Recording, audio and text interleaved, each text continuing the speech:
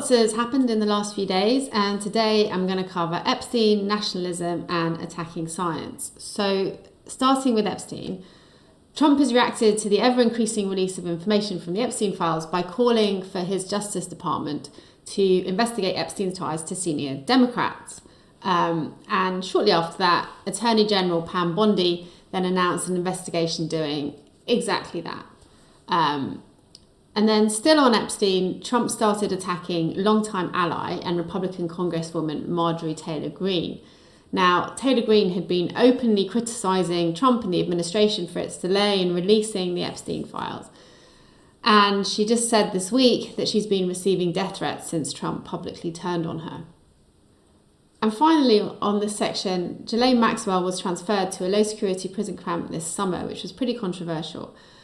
But now her time there is prompting even more uproar because apparently she's getting favourable treatment, so including claims that she's getting custom-made meals, has access to a puppy, and as much toilet paper as she wants, which is apparently a hot commodity in prison. And another whistleblower kind of alleged that she was working on a commutation application with Trump administration.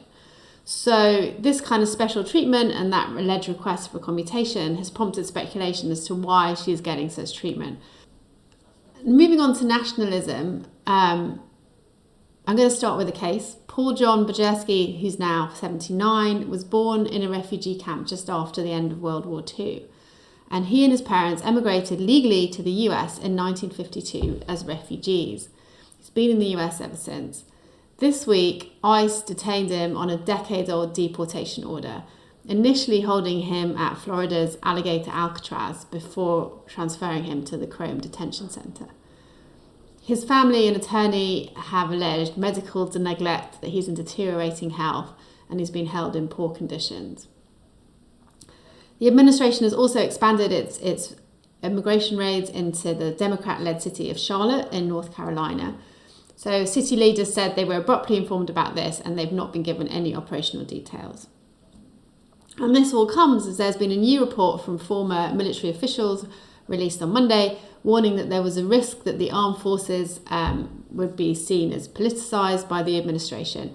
And they explicitly cite the kind of increasing military deployments within America and acts like Pete Hegseth, the Defence Secretary, firing many senior military officials and military legal advisors, which they say makes it appear as if the armed forces are serving a partisan agenda.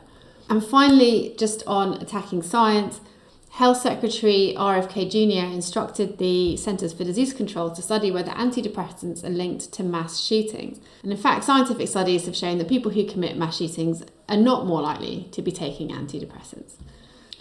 And so, for details on all these actions and more, go visit TrumpActionTracker.info.